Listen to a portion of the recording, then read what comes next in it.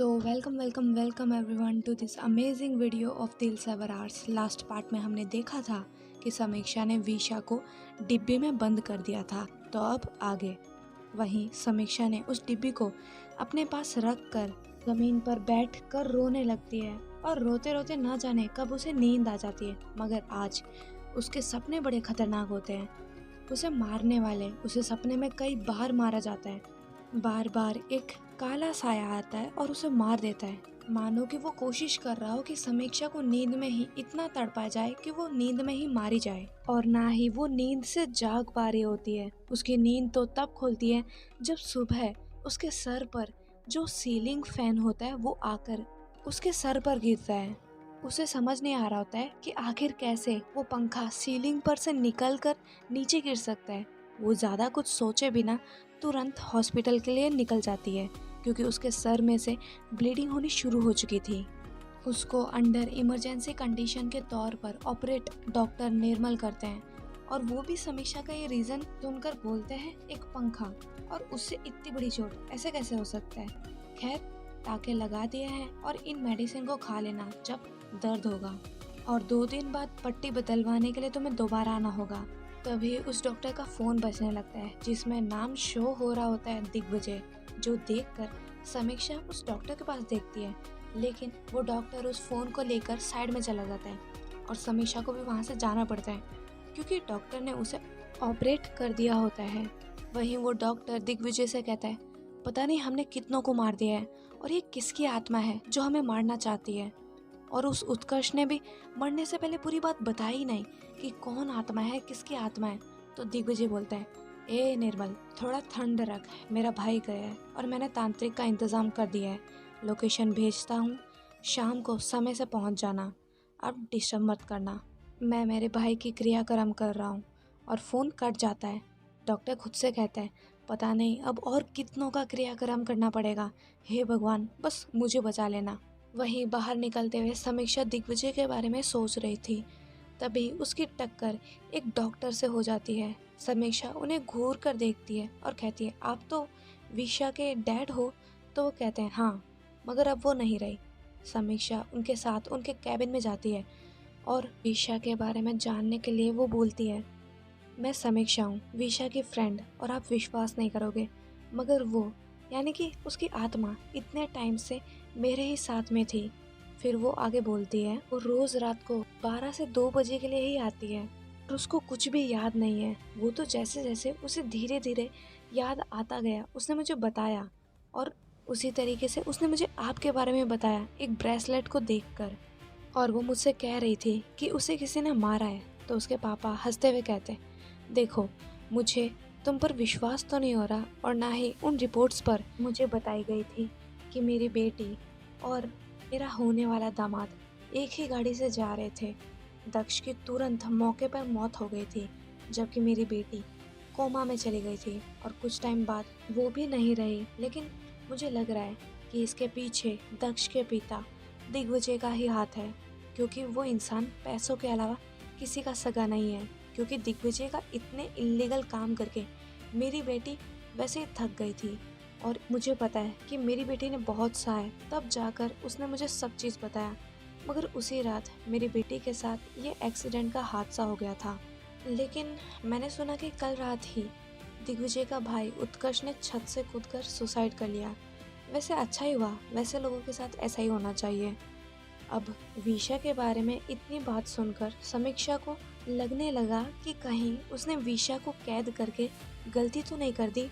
वो आदमी दिग्विजय का भाई था, मतलब विशा उसे जानती थी और वो मुझे कुछ बताना भी चाहती थी, मगर मैंने ही उसकी बात नहीं सुनी। पर अब वो तो उस डिब्बी में बंद है। वो यही सोचकर अपने हॉस्टल रूम की तरफ जाने लगती है। वो सोचती है कि पंडित जी से सारी जानकारी लेने के बाद में ही वो उस डिब्बी को खुलवाएगी।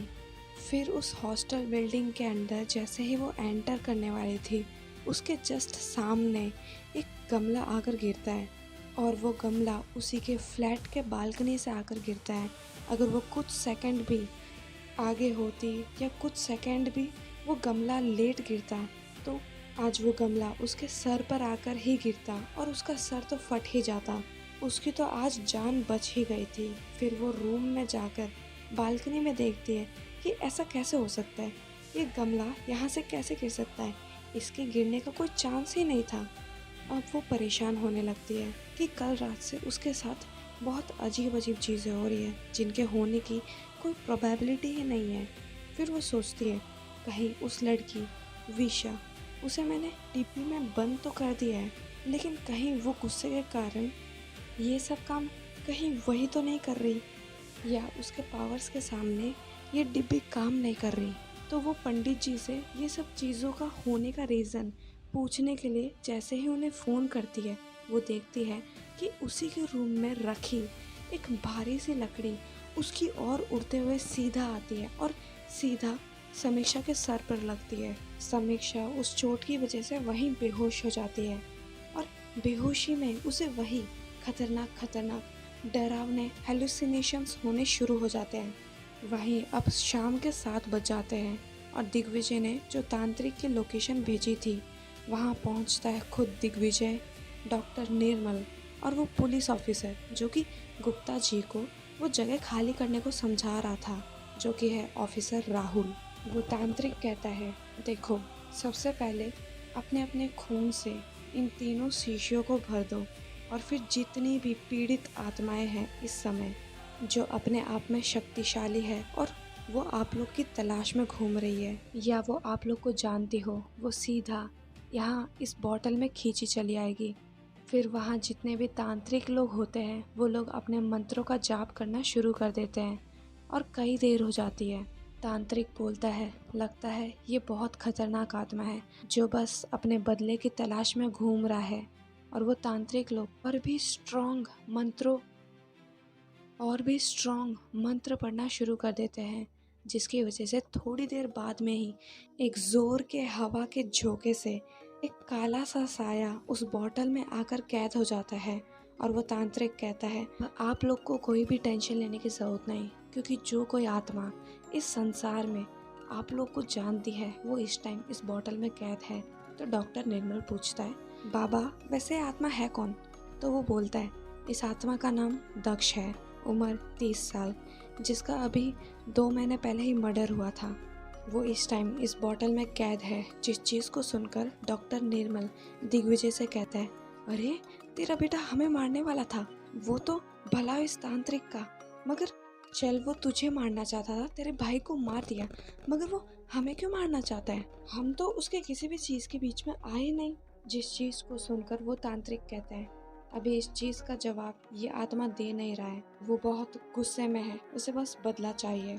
तो जैसे ही ये शांत होता है हम इसे सवाल करेंगे, तब तक हम इसे इसी तरीके से कैद करके रखेंगे। वही समीक्षा को अब सुबह 4 बजे होश आता है और जो घुटन वाली एनर्जी उसे रात को फील हो रही थी वो अब उसे नहीं फील हो रही है, मगर वो शाम से पूरे रात बेहोश थी और उसे ऐसा लगा कि विशा की आत्मा अपने और भी भयानक रूप में आ गई है। तो वो तुरंत पंडित जी के पास जाने के लिए निकलती है। उसे जाते जाते उस जगह पहुंचते पहुंचते सुबह के 8 बज जाते हैं। वो पंडित जी उसके हाथों को देखकर कहते हैं, हाँ मुझे जैसे लग रहा था कि डिब्बी में तुमने जिस आत्मा को बंद किया उसकी शक्तियाँ और उसका असर तुम्हारे पास से पूरी तरीके से हट गया था, मगर तुम्हारे साथ कल पूरे टाइम जो हादसा हो रहा था वो कोई अपने आप नहीं हो रहा था, उसे जानबूझकर तुम्हें मारने के लिए किया जा रहा था। समीक्षा कहती है, मुझे मारने के लिए? मगर क्यों और कौन? पंडित जी कहते हैं, वो तो मुझे नहीं मालूम, मगर वो आत्मा जिसे तुमने डिब्बी में कैद किया है वही तुम्हें दूसरी आत्मा से बचाने के लिए तुम्हारे साथ रहा करती थी, वो तुम्हें प्रोटेक्ट करती थी। लेकिन जैसे ही तुमने उसे डिब्बी में बंद कर दिया तो वो दूसरी आत्मा तुम्हारे करीब तो नहीं आ सकती थी, मगर तुम्हारे आजू बाजू रखी चीज़ों से तुम्हें नुकसान पहुंचा सकती थी। और वो आत्मा कौन है, तुम्हें क्यों नुकसान पहुंचाना चाहती थी, इस सब का जवाब ये लड़की की आत्मा ही दे सकती है। फिर वो लोग एक अंधेरे से रूम में जाते हैं। वहाँ पंडित जी एक गोला सा घेरा बनाकर उस डिब्बी को उस सर्कल में रख देते हैं और एक छोटी सी अग्नि कुंड में आग लगाकर मंत्र पढ़ना शुरू कर देते हैं। उस डिब्बी से विशा की आत्मा बाहर आ जाती है वो गुस्से में थी, उस सर्कल से बाहर निकलने की कोशिश में लगी हुई थी। मुझे यहाँ से बाहर निकालो, ये काम तेरा ही है ना पंडित? मैं तुझे भी नहीं छोड़ूंगी, मुझे बस यहाँ से बाहर निकाल। पहले मैं तेरे को ख़त्म करूँगी, फिर अपने कातिलों को। तभी वो समीक्षा को देखती है। उसको देखते ही मानो उसका गुस्सा गायब सा हो गया था। वो समीक्षा की चोट देखती है और टेंशन में आ जाती है। वो बोलती है, ये तुम्हारे सर पर पट्टी किस चीज़ की? क्या हुआ तुम्हें? मुझे तुम बस उस इंसान का नाम बताओ, मैं उसे भी मार दूंगी। मगर तुमने मुझे कैद क्यों कर दिया था? पता है, वहाँ बहुत अंधेरा था। ऐसा महसूस हो रहा था कि कई सालों से मैं अकेले वहाँ कैद थी। तुमने मुझे गलत समझ लिया था। वो मेरा कातिल था, इसलिए मैंने उसे मार दिया। मुझे सब कुछ याद आ गया था। समीक्षा के आंखों में आंसू आ गए थे। वो कहती है, आई एम वेरी सॉरी विशा, आई एम सॉरी। उस टाइम मुझे कुछ समझ नहीं आया था। मुझे लगा तुमने अपने मज़े मज़े में किसी इंसान को मार दिया। I am very sorry. तो पंडित जी उन्हें बीच में ही रोकते हुए कहते हैं, इसे किसी दूसरी आत्मा ने नुकसान पहुंचाया है। अब जैसा कि तुम्हें सब कुछ याद आ ही गया है, तो तुम ये बताओ कि तुम हो कौन और वो दूसरी आत्मा समीक्षा को क्यों मारना चाहती है। तो विशा की आत्मा सब कुछ शुरुआत से बताने लगती है। मैं ऑडिटर बनकर दिग्विजय के लिए काम करती थी। उससे कई बंद पड़ी कंपनियां और ऐसी कंपनियां जिनका कोई अस्तित्व ही नहीं था, उन पर विशा का साइन लेकर वो लोग इल्लीगल तरीके से पैसा घुमवाते थे। उसमें उसका साथ देता था उसका बेटा दक्ष, उसका भाई उत्कर्ष, डॉक्टर निर्मल और ऑफिसर राहुल। वो सिर्फ पैसा ही नहीं घुमाते थे, बल्कि ब्लैक को वाइट बनाते थे, लोगों की ज़मीनें हड़पते थे, टैक्स चोरी करते थे, लोगों को कंगाल कर देते थे। मगर ये सब चीज़ें तो उनके लिए छोटी मोटी चीज़ें थी। वो लोग इंसान नहीं, हैवान थे जो कॉन्ट्रैक्ट किलिंग, इलीगल चीज़ों की स्मगलिंग, और वो डॉक्टर बच्चों को, इंसानों को चुरा कर उनमें से अपने काम की और फ़ायदे की चीज़ें निकाल कर उन्हें बेच देता था, ऑर्गन्स हो या चाहे इंसान हो। अब मैं भी क्या ही करती, कंप्लेन करूँ तो किसको? हाईएस्ट लेवल पर जो ऑफिसर है वो उन्हीं का ही आदमी राहुल है। मेरे पास कोई भी रास्ता नहीं था उन लोगों को एक्सपोज करने का। मैंने उन लोग पर वीडियोस भी बनाए, आर्टिकल्स भी लिख के रखे, मगर कभी भी पब्लिक लोगों के लिए अपलोड नहीं कर पाए, क्योंकि वो लोग बहुत खतरनाक है। मेरे परिवार ख़त्म होता वो तो अलग था, और कब वो न्यूज़ कब अच्छी न्यूज़ में बदल जाती, किसी को भी कानों कान खबर भी नहीं पड़ पाती उन लोगों के इन इनलीगल बिजनेस के बारे में। फिर एक दिन दिग्विजय कुछ ऐसे शेयर्स बेचने के लिए वो डॉक्यूमेंट्स मेरे पास लेकर आता है, जिस पर अगर मैंने साइन कर दी होती तो शायद ना जाने कितने लोग उस शेयर्स को खरीद कर रखे होते, वो सब के सब बाद हो जाते, उन सब के पैसे डूब जाते। मैंने उसे मना कर दिया था, मगर उसने मुझे धमकियाँ देने शुरू कर दिया था। मैंने तो उसके अंडर जॉब करने से निकलने के लिए कई और कंपनीज में जॉब लेटर्स भी भेजने लग गई थी, मगर हर जगह से बस रिजेक्शन मिल रही थी। कोई मुझे लेने को तैयार ही नहीं था।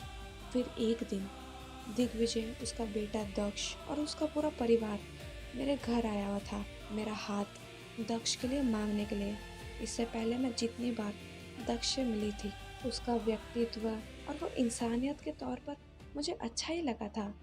और मेरे को कई टाइम से मेरे पेरेंट्स शादी के लिए कई सारे लड़के दिखा चुके होते हैं, और ना जाने दिग्विजय ने मेरे पेरेंट्स पर क्या जादू कर दिया था।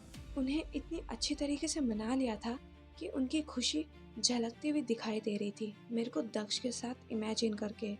तो मैंने उन्हें बुरा ना लगे इसलिए हाँ कर दी थी, और सारे फैमिली वाले वहीं मौजूद थे, तो हमारी सगाई वहीं उसी समय हो जाती है।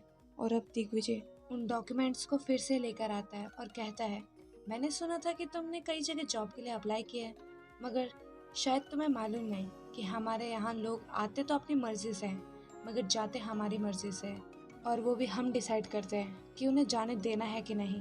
विशा कहती है, देखिए सर, इससे आपको जेल जाना पड़ सकता है, और आपकी वजह से मुझे भी जेल जाना पड़ेगा। दिग्विजय कहता है, देखो हमारा तो पता नहीं, लेकिन तुम्हें तो जेल जाना पड़ सकता है, लेकिन टेंशन मत लेना, हम तुम्हें निकाल लेंगे, और जेल जाना तुम्हारे लिए सबसे ज़्यादा सेफ ऑप्शन है फिलहाल के लिए। ज़रा सोच कर देखो, तुम तो हमें अच्छी तरीके से जानती हो ना, अब तो वो दिग्विजय से बहुत परेशान हो चुकी थी। तो अगले ही दिन वो अपने पापा को ऊपर ऊपर से हल्की हल्की सारी बातें दिग्विजय के बारे में अपने पापा को बता देती है। उसके पापा सारी सिचुएशन को समझते हुए कहते हैं, अच्छा, तुम्हें जो ठीक लगे वो करो, मैं तुम्हारे साथ हूँ। और अगले महीने जो तुम्हारी शादी होने वाली है, अगर तुम करना चाहती हो तो ही करना, क्योंकि मेरी बेटी के लिए लड़कों की कमी थोड़ी ना है। और उसी ही दिन दक्ष का भी फोन आता है डेट पर चलने के लिए। तो विशा सोचती है कि आज दक्ष से पहले तो वो अपने फीलिंग्स के बारे में समझाएगी। तो वो चली जाती है। रात का टाइम था। विशा ने पिंक साड़ी पहनी होती है। दक्ष उसे वहाँ अच्छी तरीके से ट्रीट करता है, लाइक अ जेंटलमैन। विशा कहती है, सुनो दक्ष, मैं अभी मेरी फीलिंग्स के लिए कंफर्म नहीं हूँ। मुझे ये शादी कम और बिजनेस डील ज्यादा लग रही है। तो अगले महीने जो हमारी शादी होने वाली है, मैं उसे पोस्टपोन करना चाहती हूँ। दक्ष कहता है, लेकिन क्यों? मेरे पापा ने तो तुम्हें बस एक ही तो काम दिया है कि उन शेयर सर्टिफिकेट्स पे साइन कर दो। तभी उस रूम में एंटर करते हैं दिग्विजय, उत्कर्ष, डॉक्टर निर्मल और वो ऑफिसर राहुल। वो लोग उस रेस्टोरेंट रूम के सारे दरवाजे बंद कर देते हैं, साथ में कर्टन्स भी लगा देते हैं। विशा कहती है, ये आप लोग क्या कर रहे हो? दिग्विजय कहता है, कुछ भी नहीं, बस इन पेपर्स पे साइन कर दो।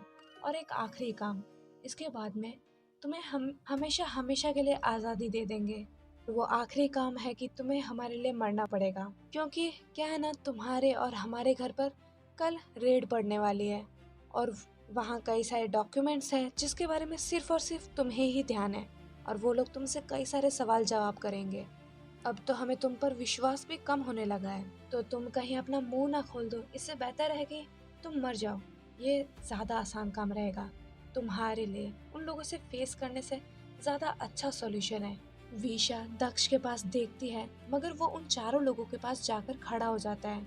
विशा अब जाकर समझती है कि दक्ष भी बिल्कुल अच्छा इंसान नहीं है।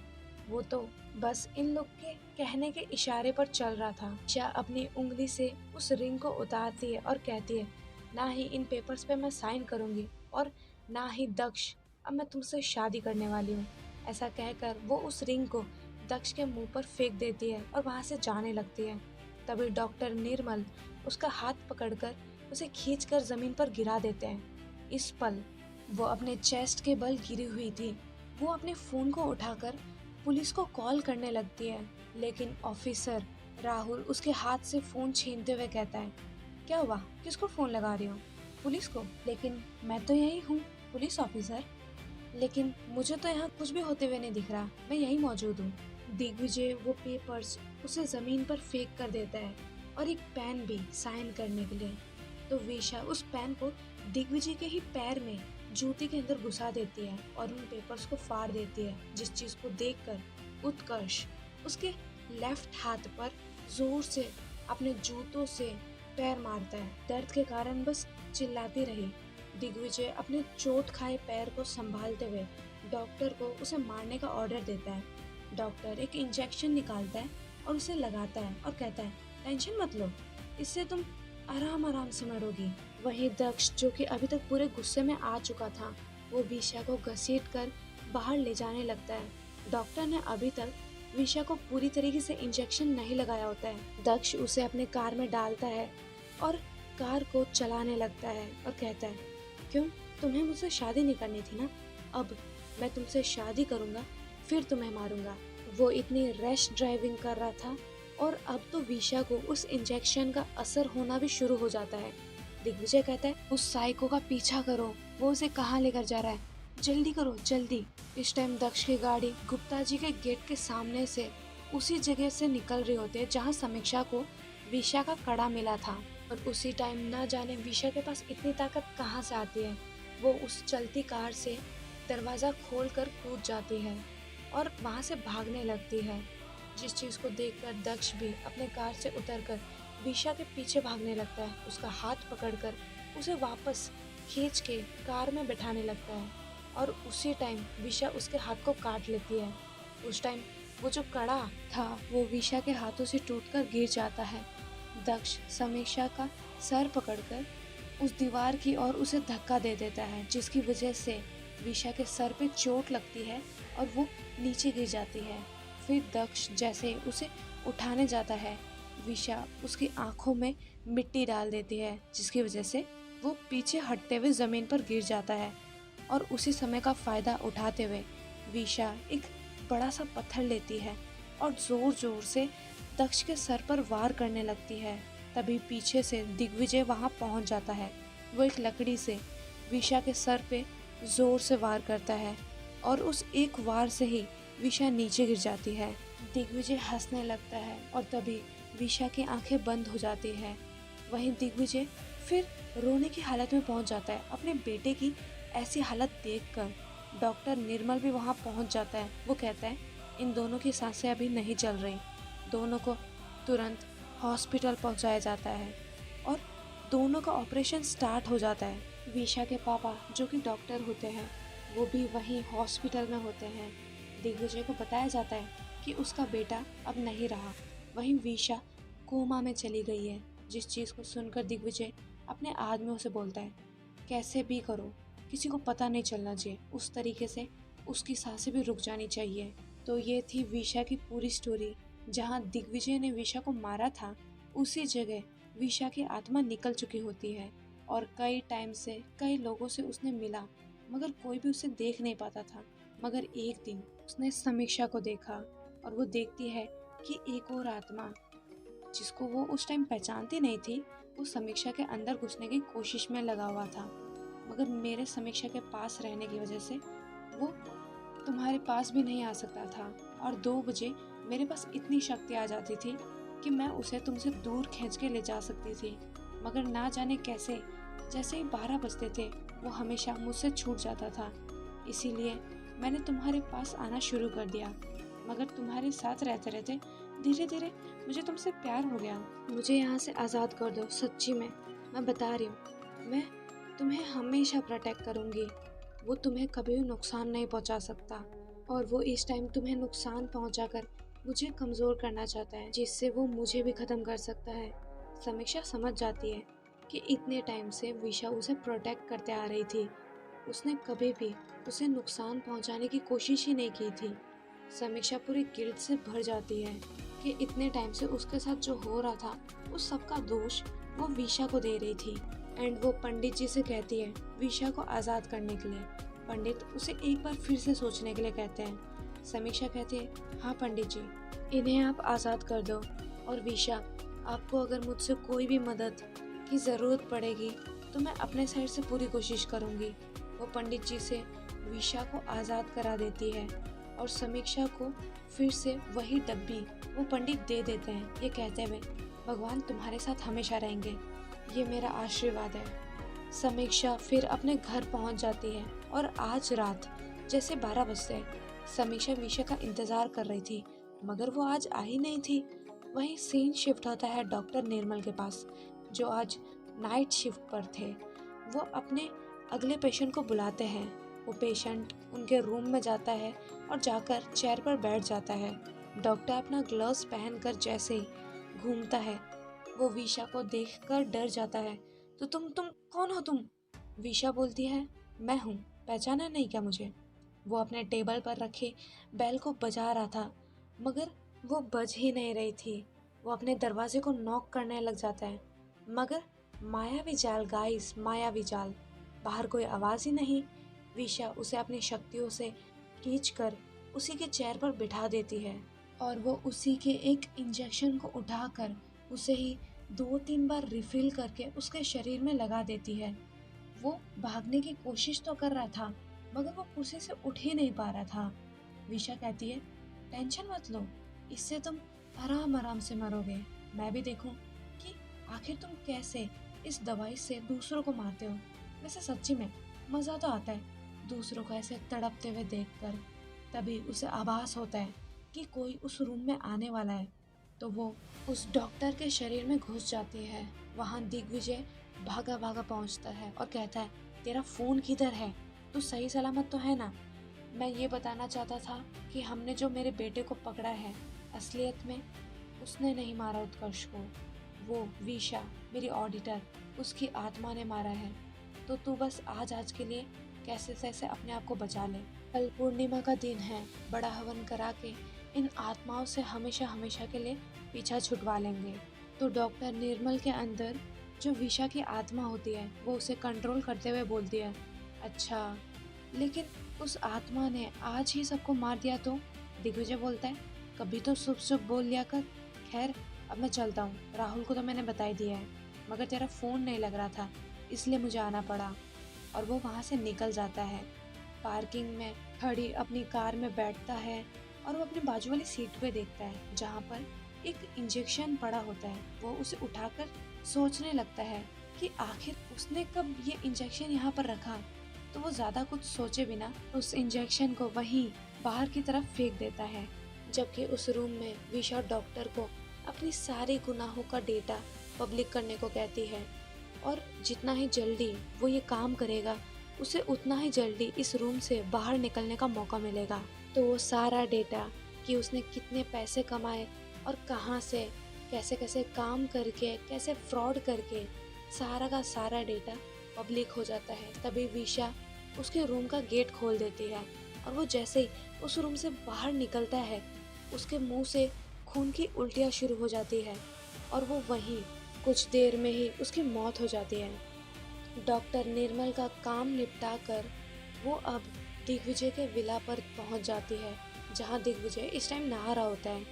वो उसके फ़ोन से ऑफिसर राहुल को फ़ोन करती है, इमरजेंसी में उसके विला पर बुलाती है ये कहकर कि वो आत्मा उसके घर आ चुकी है और अपने पुलिस फोर्स के साथ वो वहां आ जाए उसको बचाने के लिए। फिर दिग्विजय जैसे ही नहाकर बाहर निकलता है उसके फ़ोन पर किसी खबरी से उसको पता चलता है कि डॉक्टर निर्मल की मौत हो चुकी है।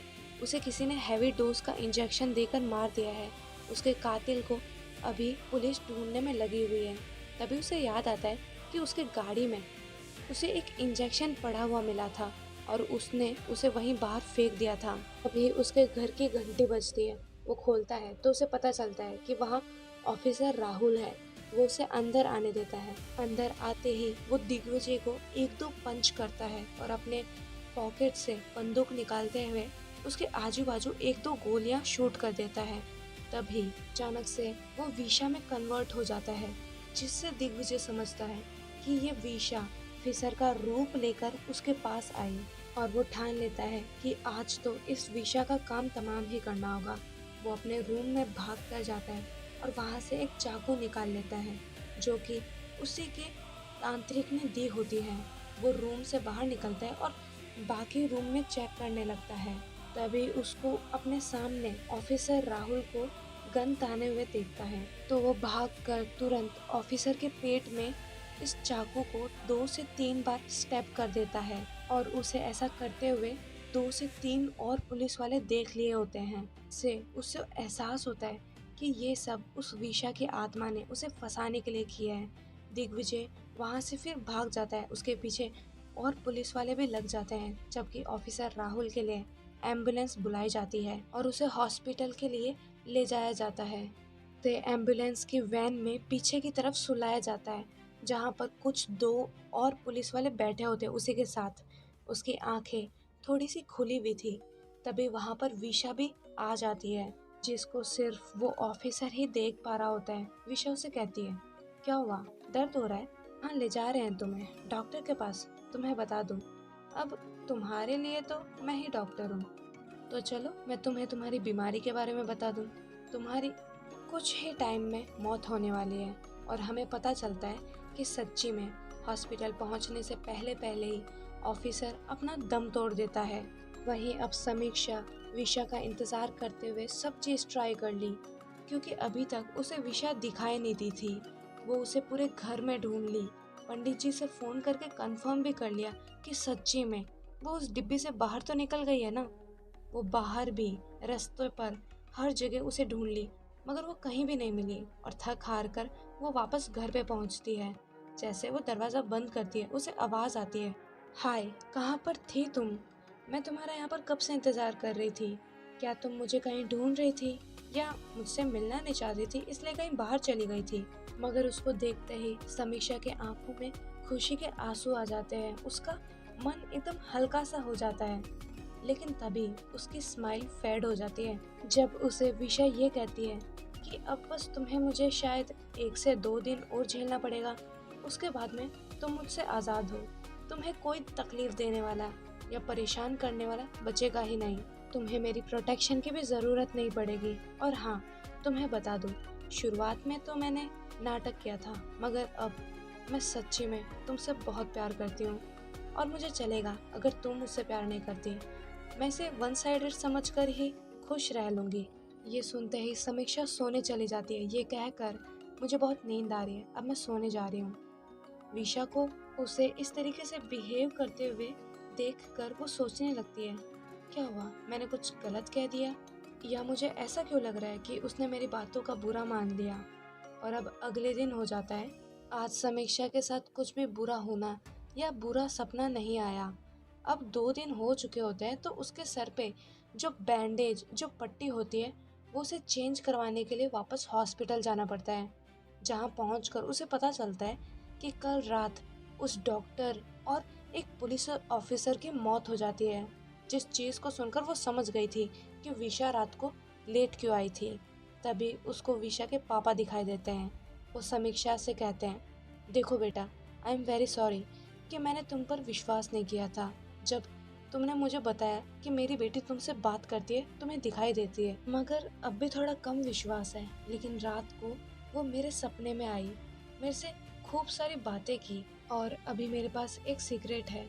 मुझे समझ नहीं आ रहा कि अभी तुम्हें बताना सही रहेगा या नहीं, लेकिन हाँ, जब भी सही समय आएगा मैं तुम्हें ज़रूर बताऊंगा। वहीं दिग्विजय को पुलिस ढूंढने में लगी हुई थी। वो उस तांत्रिक के पास पहुंच चुका होता है। वो तांत्रिक दक्ष की आत्मा से वो तांत्रिक दक्ष की आत्मा, जो कि इस टाइम बॉटल में बंद है, उससे पूछकर दिग्विजय को बताता है कि अब तुम्हें बस एक ही जन बचा सकता है, और वो है तुम्हारा बेटा। मगर उसके लिए तुम्हें लड़की को रात के 12 बजने से पहले उठाकर यहाँ लाना होगा, और उसके हाथ और गले में जो ताबीज़ है उसे तोड़ना होगा, और उसी टाइम मैं इसे आज़ाद कर दूंगा। इसे जैसे ही आज़ाद कर देंगे, ये उस लड़की को मार देगा, फिर वो उस आत्मा को भी मार देगा। दिग्विजय ऐसा ही करता है। वो अपने आदमियों को कहकर समीक्षा को उठवा लेता है और उस तांत्रिक वाली जगह तक ले आता है। अभी तक रात के 11 बज चुके होते हैं, और उसके हाथ में जो धागे थे उसे काट दिया जाता है। दक्ष की आत्मा को बोतल से रिलीज कर दिया जाता है। ऐसे काले साए को देखकर समीक्षा समझ जाती है कि ये उसे मारना चाहता है, तो वो वहाँ से बचकर भागने लगती है। ऐसा करते करते रात के अब 12 बज चुके थे। उसे उस आत्मा से दूर भागते भागते और उससे बचते बचते तभी वहाँ पर विशा की आत्मा आ जाती है, और वो पहले उस काले साए को टक्कर मारती है, और वो देखती है कि समीक्षा उस हिल वाली जगह से नीचे गिरने वाली होती है, और वो उसका हाथ पकड़ने की कोशिश करती है, और उसे एहसास होता है कि उसने समीक्षा को पकड़ लिया है। तब उसे रियलाइज़ होता है कि समीक्षा के हाथ में जो ताबीज़ बंधी हुई थी वो अब नहीं है, और वो डर जाती है कि ये आत्मा इस टाइम बहुत शक्तिशाली हो चुकी है और उसे लड़ना बहुत मुश्किल हो रहा है। और उसे महसूस हो जाता है कि उस आत्मा से लड़कर समीक्षा को बचाना इम्पॉसिबल है। तो समीक्षा को कहती है, तुमने मुझे कहा था ना कि तुम मेरी मदद करोगी, तो अब तुम्हारे पास जो डिब्बी है उसे निकालो। समीक्षा कहती है, क्या डिब्बी? विशा कहती है, हाँ, उस डिब्बी को निकालो। समीक्षा जैसे उसे अपने पैंट के पॉकेट से निकालती है, विशा उसका ढक्कन खोल देती है, जिसकी वजह से दक्ष और विशा की आत्मा उस डिब्बी में समा जाती है। वो तांत्रिक दिग्विजय से कहता है, इस डिब्बी को जल्दी से इस अग्नि में डाल दो। यही चीज समीक्षा ने भी सुन लिया था, तो दोनों उस डिब्बी की ओर भागते हैं। समीक्षा ने उसे उठा लिया था, मगर दिग्विजय उसे भागते हुए पकड़ लेता है। उससे वो डिब्बी छीन कर समीक्षा को साइड में धक्का दे देता है और उस डिब्बी को आग में डाल देता है, और अपने मुंह पर हाथ फेरते हुए जोर जोर से हंसने लगता है कि वो बच गया। एंड वो अपनी गन निकालकर समीक्षा की ओर पॉइंट करता है, तुझे भी मरना होगा। हाँ, जानता हूँ कि तूने कुछ नहीं किया, मगर बस तेरी इतनी गलती थी कि वो लड़की तेरे साथ थी। वो जैसे ही गोली चलाने वाला था, तभी एक गोली आकर उसके हाथ पर लगती है। उसके हाथ से वो बंदूक छूटकर दूर गिर जाती है। उसे पुलिस ने चारों ओर से घेर लिया होता है, और उसमें से एक पुलिस ऑफिसर कहता है, दिग्विजय, अब तुम्हारा छूट पाना बहुत मुश्किल है। तुम्हें इतनी सज़ा मिलेगी कि इस सज़ा को काटने के लिए क्या पता तुम्हें कितने जन्म लेने पड़े। तुम्हारी गिरफ्तारी की जाती है डॉक्टर निर्मल को मारने के तौर पर, क्योंकि ये वो आखिरी इंसान थे जो उनके कैबिन से बाहर निकले और उस इंजेक्शन को तुम्हें बाहर फेंकते वक्त सीसीटीवी ने कैप्चर कर लिया था। आगे से उस पर सिर्फ तुम्हारे ही फिंगरप्रिंट्स थे। दूसरा जुर्म, तुमने ऑफिसर राहुल को चाकू मारा था और अब वो जिंदा नहीं है। और सबसे खास बात, आज तक तुम लोगों ने, तुमने और तुम्हारे पार्टनर्स ने जितने भी जुल्म किए हैं, जितने भी काले धंधे किए हैं, उनको अब पूरी दुनिया जानती है, जिसकी वजह से तुम्हारा हर एक चीज़ को सीज कर लिया गया है। अब तुम जेल की हवा खाओ। वहीं समीक्षा ने उस डिब्बी को आग से बाहर निकालने के लिए उस कोशिश में लगी हुई थी। वो उस डिब्बी को निकाल तो लेती है, मगर उस डिब्बी का कुछ हिस्सा जल चुका होता है। पुलिस वालों ने उन तांत्रिक लोगों को भी पकड़ लिया होता है। समीक्षा बिना देरी किए उस डिब्बी को वो पंडित जी के पास लेकर पहुंचती है। जहां जाते ही उसे पता चलता है, पंडित जी उस डिब्बी को देखकर बताते हैं कि इसमें अभी सिर्फ एक ही आत्मा बची है, मगर उस लड़की की नहीं है। लगता है उसकी आत्मा नष्ट हो गई है। और रही बात इस आत्मा की, तो वो मुझे पता है कि इसका क्या करना है। अब हम सीन देखते हैं जेल के, जहाँ दिग्विजय के पीछे एक आत्मा होती है। वो उसके साथ हमेशा साये के जैसे घूमती रहती है और एक ही हफ्ते के अंदर अंदर दिग्विजय खुदकुशी कर लेता है, जिससे हमें पता चलता है कि उस पंडित ने दक्ष की आत्मा को दिग्विजय से बांध दी होती है। उसके खत्म होते ही दक्ष की आत्मा भी खत्म हो जाएगी, क्योंकि पंडित जी ने दक्ष को डिब्बी से एक ही शर्त पर बाहर निकाला होता है कि वो हमेशा दिग्विजय के साथ ही रहेगा। और जो गुप्ता जी होते हैं, उन्हें इस एक हफ्ते में उनकी ज़मीन वापस से मिल जाती है। वहीं समीक्षा के लिए ये एक हफ्ता बहुत मुश्किल से कटा होता है। इन दिनों में हर रात 12 से 2 बजे जग कर हर उस जगह पर जाती जहां उसे लगता कि शायद विशा उसे दिख जाए, मगर ऐसा होता नहीं। ऐसे करते करते 1 से 2 हफ्ते हो जाते हैं। लेकिन तभी अचानक से एक रात के टाइम रोड क्रॉस करते समय उसे एक गाड़ी में बैक सीट पर बैठी हुई विशा दिखाई देती है, जिसको देखते ही वो अपनी आंखों को मसल कर देखती है। उसकी हार्ट बीट रेज हो चुकी थी। क्या उसने जो देखा वो सही था? लेकिन उस टाइम वहाँ कोई नहीं था, बस एक औरत उसे बैठी हुई दिखाई देती है उस कार के अंदर। वो खुद का टेम्परेचर चेक करते हुए कहती है, अरे अब तो मैं उसके बारे में इतना सोचने लग गई हूँ, वो मुझे हर जगह दिखाई दे रही है। मगर हम ऑडियंस देखते हैं कि समीक्षा ने जो देखा था वो सही था। मगर जब वो दोबारा अपने आँखों को फोकस करके देखती है, उस वक्त विशा ने लेटते हुए अपना सर उन आंटी के लैप पर रख दिया होता है, जिसकी वजह से समीक्षा उसे नहीं देख पाई थी। फिर अगले दिन वापस समीक्षा रात के टाइम टहल रही होती है। वो उस मशीन के पास होती है जहाँ से वो टॉयज निकालते हैं। वो देखती है उस मशीन के पास विशा खड़ी है और उन टॉयज को निकाल रही है। उसके आजू बाजू कुछ बच्चे और कुछ बड़े लोग भी थे, मगर इस टाइम समीक्षा उसे हंसकर टाल देती है। यार फिर से नहीं, मुझे इस बार फिर से वो दिखाई देने लग गए। हे भगवान, ऐसा वो ऊपर भगवान की तरफ खुद को लाचार दिखाते हुए बोल रही होती है। और वो जैसे वापस से उस मशीन की तरफ देखती है तो वहाँ विशा उसे नहीं दिखाई देती और वो अपना सर खुजाते हुए जाने लगती है, ये सोचते हुए कि सच्ची में मैं पागल होने लग गई हूँ। लगता है मुझे किसी साइकेट्रिस्ट को अब दिखाना ही पड़ेगा। तभी उसे एक आवाज़ आती है। वो देखती है वहाँ विशा के पापा होते हैं। वो समीक्षा के पास दौड़ कर आते हैं और कहते हैं, मैंने तुम्हें एक टाइम बोला था ना कि मैं तुम्हें सही समय आने पर एक सीक्रेट बताऊंगा। तभी उन्हें बीच में काटते हुए विशा कहती है, अंकल मुझे माफ़ कर दो, मैं उस दिन विशा को नहीं बचा पाई।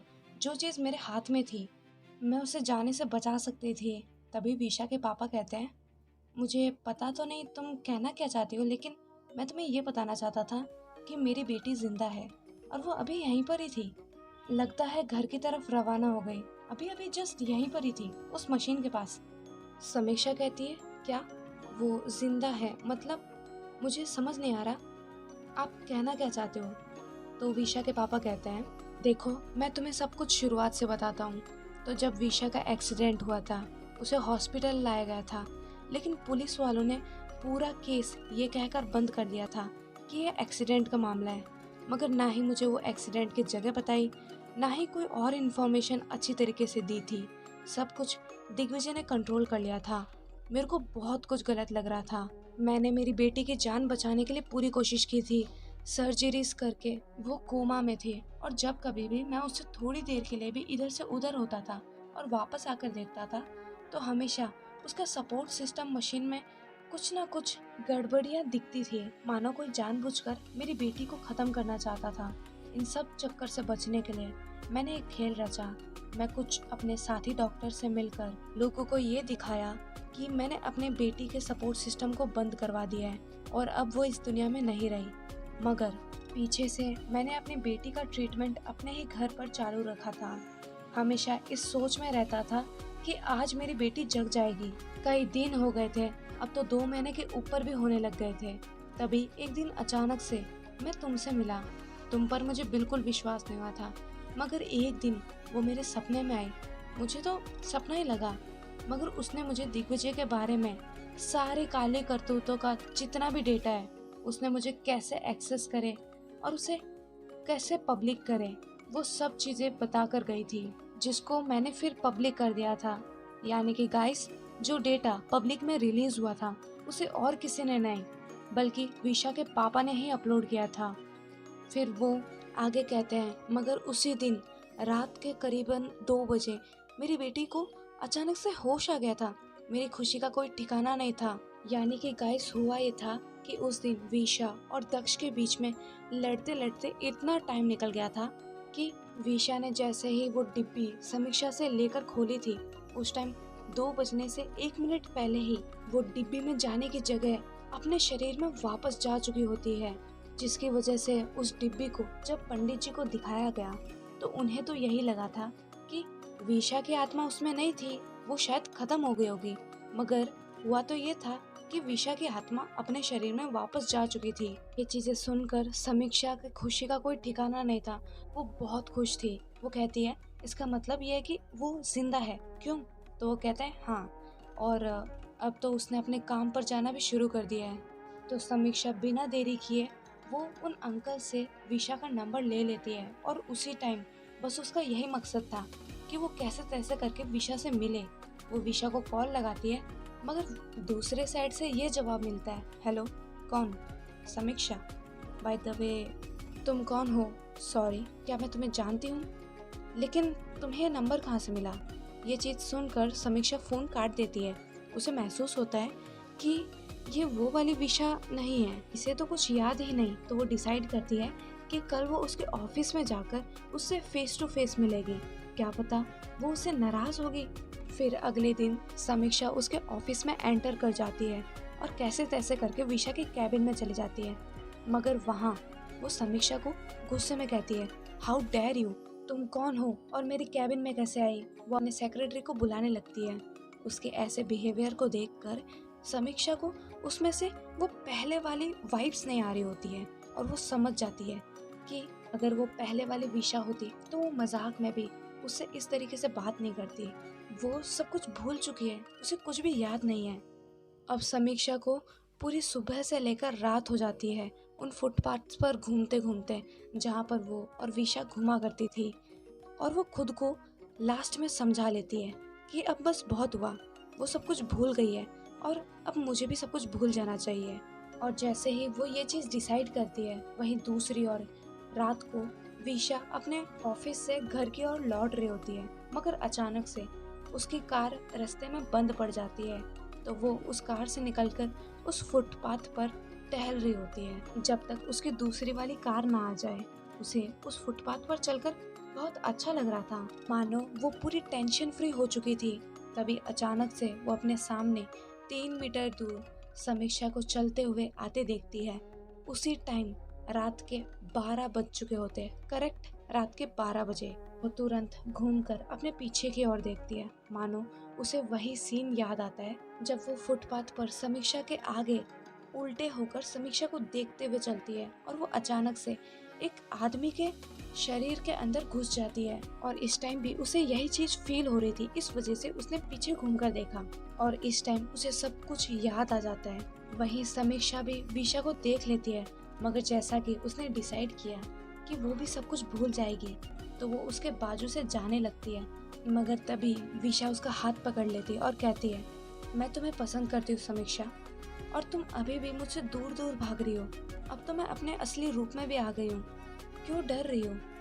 हाँ ठीक है, तुम मुझसे दूर दूर रहना चाहती हो तो रहो, मगर अब तुम्हारी कोई भी ताबीज़ मुझे तुमसे दूर नहीं रख सकती। अब मैं तुम्हारे पास भी आ सकती हूँ, तुम्हें टच भी कर सकती हूँ। ये चीज़ सुनते ही समीक्षा उसे वहीं गले लगा लेती है और कहती है, मैं भी आपको बहुत पसंद करती हूँ और अब मैं भी आपसे दूर नहीं रहना चाहती।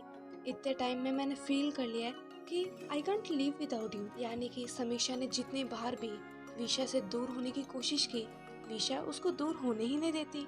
और अब होना क्या था, वो दोनों एक दूसरे के साथ रहने लगते हैं, अपने फैमिलीज को भी कैसे तैसे करके अपने रिश्ते के लिए मना ही लेते हैं। समीक्षा ने अपनी स्टडीज कंप्लीट कर ली होती है और फिर वो भी विशा के अंडर काम करने लग जाती है, जिससे दोनों हमेशा एक साथ रह पाते हैं। सो गाइस, हमारी स्टोरी इश्क का साया यहीं पर कंप्लीट होती है। और अब इसके आगे का कोई सीजन होना चाहिए कि नहीं, वो मैं सोचती हूँ, क्योंकि रियली में ये वीडियोस बनाना, इसके लिए समय देना बहुत टफ है। और अब देखते हैं, कभी किसी और वीडियोस में मिलते हैं और व्हेन शी बिकम हिम के पार्ट को मैं कंप्लीट करने की पूरी कोशिश करूँगी। और अब आप इसी time like, share and subscribe करना मत भूलना। Okay bye. और ये स्टोरी कैसी लगी बताना मत भूलना।